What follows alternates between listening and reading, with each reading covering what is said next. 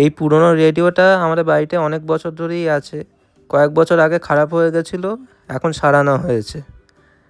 আগে এটা দিয়ে গান শুনতাম ফ্যামিলির সবাই, এখন এটা আবার ঠিক করিয়েছি 200 টাকা দিয়ে। এখন এটা ঠিকঠাকই চলছে, শুধু একটু গার্ডার মেরে দিয়েছে, কারণ এইখানটায় ভেঙে গেছিলো, তাই জন্য গার্ডার মেরে দিয়েছে ছোটো।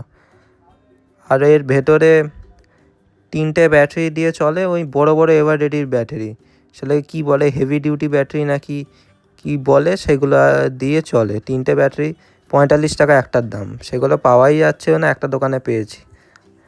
এখন এটা চালিয়ে দেখি কেমন আওয়াজ হয়। আওয়াজটা ঠিক আগের মতোই আছে, ভালোই চলছে।